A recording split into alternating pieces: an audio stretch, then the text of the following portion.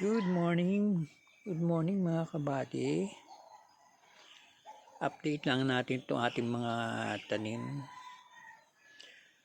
At pipitasan natin at aaningin na natin o pipitasin natin itong ating okra.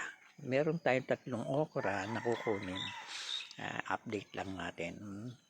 Saka itong ating biogas. Ito yung ating tinetesting pa lang. Binubulok pa natin yung ating ng biogas para magkaroon siya ng sa loob, laman. Yan. Ito matagal na itong mga balat ng gulay tsaka yung damo. Tapos itong puting to ay soya beans to. Ating binubulok. Ilang araw pa lang yan. Kaya hindi pa siya ganun aamoy. Pero ito hindi po ito masasayang kasi pag ito yung naging hindi umubra yung ating ginagawang biogas, hindi maging effective, gagawin naman natin siyang pataba dito sa ating mga halaman. Kaya tayo nagte-testing para makatipid tayo sa gas. Testing. Wala pa tayong mga gamit ng mga connector. Pero kapag may gamit tayong mga connector, makagawa tayo ng mas magandang ng biogas. Kailangan kasi ang ng biogas, mga kalahati lang ang laman para mag-produce siya ng biogas at maipon yung kanyang hangin sa loob para i-release naman papunta rito sa hose, papunta do sa pinakang kalan. Ang gagawin natin gagawa tayo nito ng mga 3 at gagawa rin tayo ng isa na empty, walang laman yung isa na siya namang pagpapadalagan natin ng pinakang oxygen na biogas na pupunta ron sa papunta ron sa empty para maipon at papunta naman doon sa kalan na gagamitin natin. Gagawa tayo ng mga 3 tigagatlong ganito, tapos 3 ring empty gas na para pagdepositohan ng pinakang gas niya na maiipon na oxygen para i-release doon sa ating kalan. Yan. Gagawa tayo pag nakabili na tayo ng connector at saka ng ganitong hose na insakto dito sa at bibili rin tayo ng mga galon, hindi ganitong ng mga ng tubig, yung medyo makapal para matibay at hindi basta puputok. Kasi nung unang ating inilagay ito mga kabady at nakailang araw na, siguro mga 5 days, binuksan natin to. No ating binuksan, biglang pumutok siya dahil nag-release siya napakaraming oxygen. Ang lakas ng putok niya. Tapos nilagay natin ulit. Tapos pangalawa natin bukas ulit. Hindi natin binigla uli ng buksan. Pero malakas ang singaw. At yung pangatlo, ganun pa rin. Medyo malakas pa rin siya. Pero hindi na ganun kagaya ng nauna at pangalawa. Yan. Gagawa tayo ng biogas para tayo makatipid. Dahil darating ang tag-ulan dito, wala tayong magagamit. Kailangan nating mag-produce ng ganung biogas para kahit dito lang tayo sa may loob ng kubo dito, makakapagluto tayo at safety yung ating kalan sa hangin. Para tayo may magamit ng panluto, pansaing At dito naman mga kabady, ito po, update ko naman kayo rito sa ating mga ipinublang kamatis uli yan. May nabulok kasi isang kamatis, nilagay ko dyan. Yan. Ganyan, mayroon na. Nagkakaroon na siya ng dahon na makikilala mo na talagang kamatis yan. Palalakihin kasi natin yung muna bago natin pagugulangin natin. Kasi yung mga una-una, ganito pa lang, inilipat na natin. Kaya medyo hindi nakasurvive yung iba. Pero may nakasurvive naman, mga ilan, pakikita ko po sa inyo. Yan. Ito, 4 yun na andyan, pero 2 na lang siya. Pero ito malusog to. Itong isa napakaganda. Pero maganda na rin to. Pero parang 50-50 pa rin. Yan. Tapos to yung mga nahuling tumubo na ating pinunlang ampalaya. Yan. Ngayon na sila nag-usulputan. Yan. Nagkakaroon na ng mga dahon. Yan. Ito yung mga kasabay nila. Mga nauna. Yan. Pero ito isa, tingnan nyo itong kamatis. Parang mabubuhay. Parang mamamatay. Yan. Wala po kasi tayong pataba na inilalagay dito sa wala tayong urea para ilagay pataba rito sa ating halaman. Yan. Pero bigla na silang mahaba. Yan. Kagaya nito. Gumaganda na siya. Ito, meron isa ulit kamatis. Tapos itong ampalaya. Ganyan lang siya, pero alam mo maliit siya. Pero pag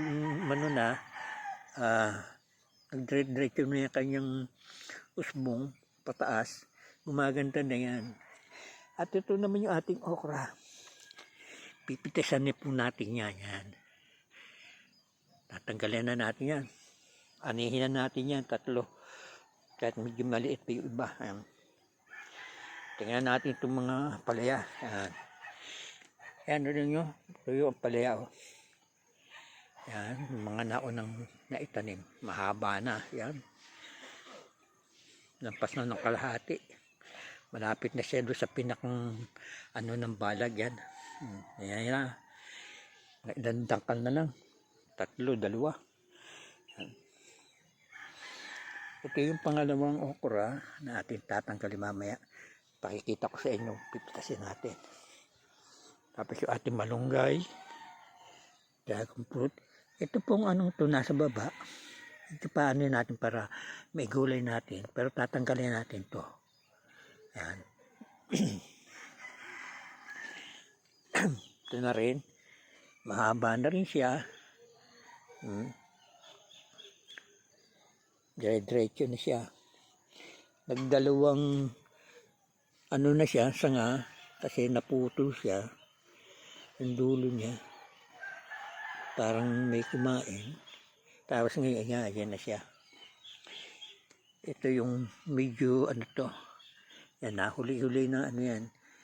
Nanlipat yan. Nasa gitna kasi yan. Ito mga nauna yan. Mga nauna. Ito. Itong nasa gitna to, medyo huling tinanin yan.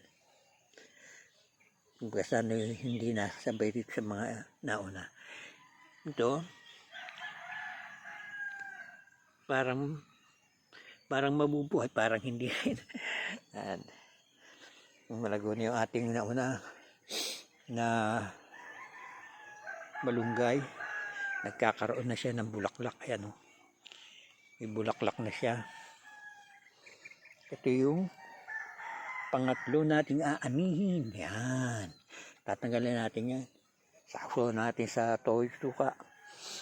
Tapos itong 4 na nakamatis naman to, parang mabubuhay lahat. Yan.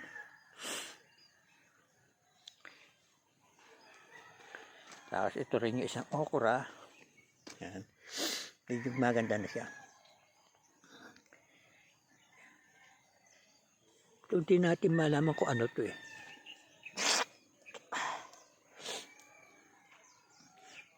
Hindi natin malaman kung anong halaman yan.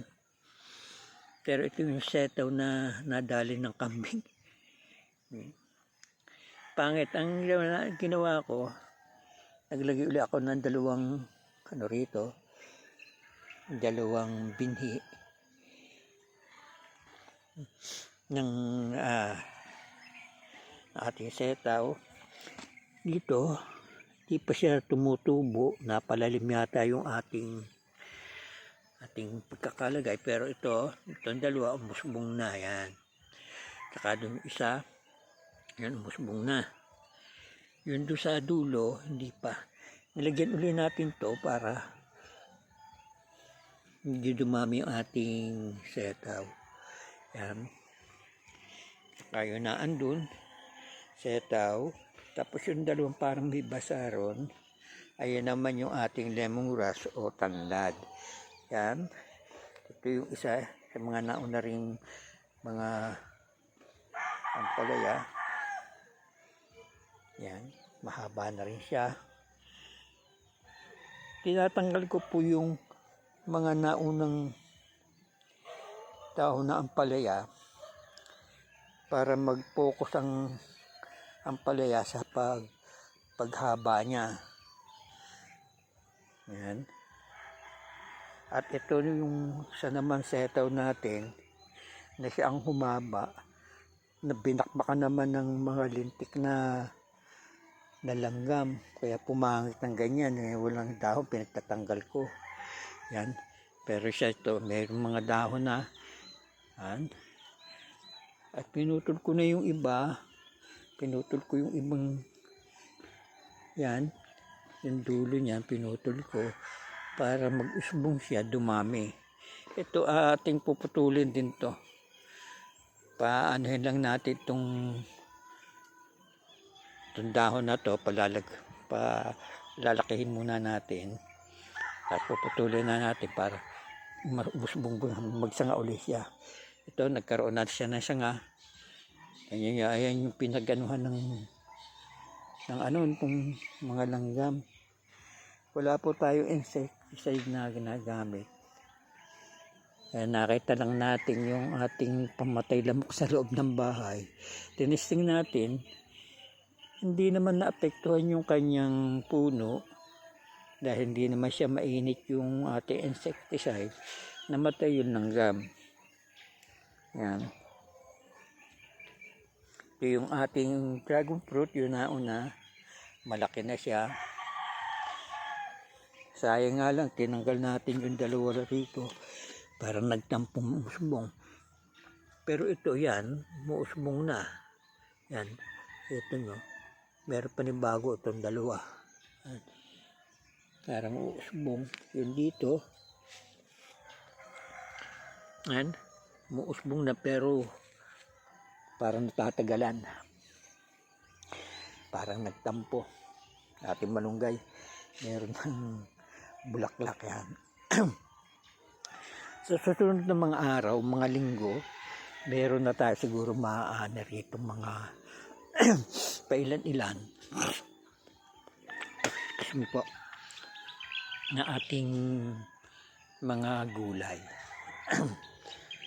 Tapos itong pwede na nating harvestin din itong ating malunggay. Kukuha tayo ng dahon pero hindi natin patatatagin natin itong puno to, pinakansangan to, kasi ito ang magsisilbing gabay nitong dragon fruit. Siyempre tataas yan, mawala na yung mga dahon yan, siya naman ang pagkakapitan natin. Pero pag ito'y humaba na, itong dragon fruit na to, maglalagay na tayo rito at pag matatag na itong puno to, lalagyan natin ng paekis para doon siya kumapit at ilaylay niya yung kanyang susunod na usbong o tubo rito na siya lalawit para siya naman ang doon natin siya pabubuhahin. Kailangan lang tayo natin dito magkaroon tayo ng pataba. Pagka maka-order tayo ng urea saka triple 14 4600. At ating kukunin ang ating gunting at tayo'y ha-harvest. Yan, nakita na naman ninyo ang loob ng ating kubo. Yan.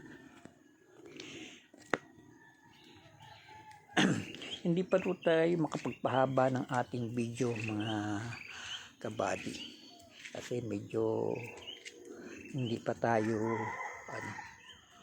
tawag ito, wala pa tayo makuna ng magandang Ito naman yung yung tinusok dito nung mga gumawa nitong ng CR. Yan, ang lagu-lago na nitong kamoting kahoy.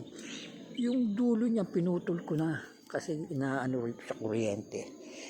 Hindi ko pinutubo. Meron na naman, tatanggalin na naman natin yung isbong niya sa dulo para hindi maging sagabal doon sa kuryente. Kasi pag humangin, yan. Pero itong ibang ito, tatanggalin natin yung ibang yan. Sanga, para hindi man yung sangan sa kuryente. Yan.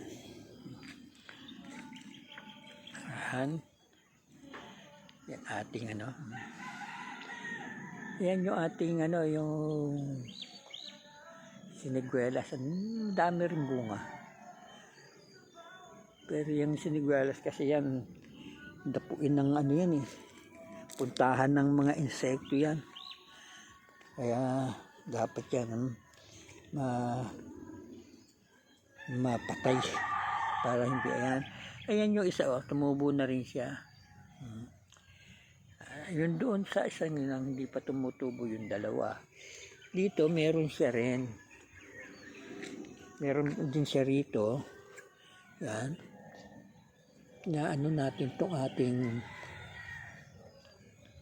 malunggay, malunggay setaw.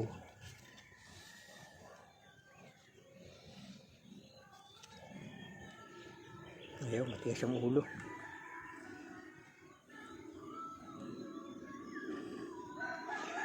Hindi pa tumutubo. Meron yan, meron din tayo tinanim dito isa. Nag-isa lang sila nilagay ko. Pero doon tigalawa. Tapos ito yung isang setaw. Ayan, kasabay din ng mahaba to. Yung setaw na yan. Pero hindi pa nag-ano siya, naging pansot na siya kasi kulang sa yung lupa hindi masustansya. Tsaka ito yung lupang malagkit to Tapos yan yung lemongrass, yan dalawang lemongrass yan. Titingnan natin kung tutubo siya.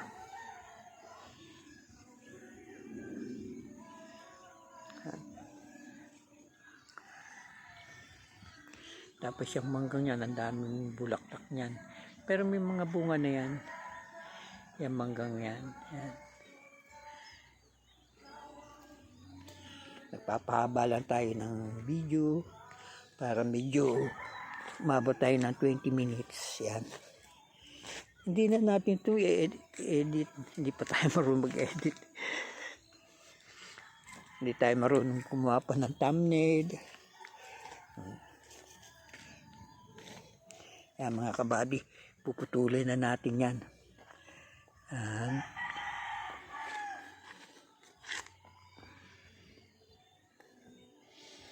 At yun na lang kamayin.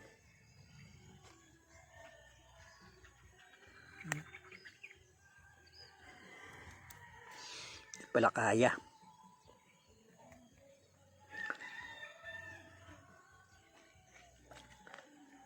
Yan. One down. Yan.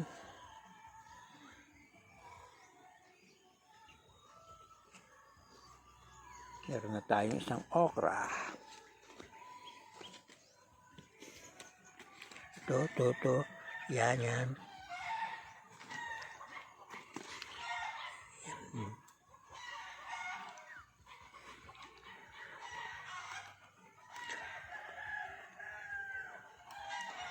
Hindi natin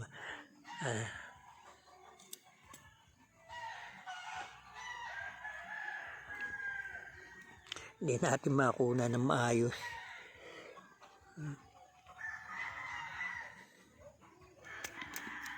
Yan. 2 down. Yan. Sapaw natin sinaing. Tatlo to. Pwede na itong isa to.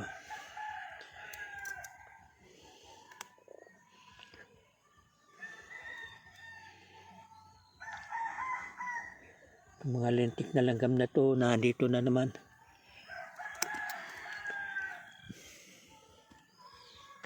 Yan. Meron na tayong tatlong okra. Yan. Sasapaw natin sa sinaing. Ang okra ni Kuya Ding. Naging tatay, naging lolo. Yan. 25 minutes na mga kabady. Thank you po sa ating mga viewers. Sana supportahan po ninyo ang ating video, ating channel. Kuya Ding, naging tatay, ngayon lolo na. Salamat, thank you very much. Bye bye.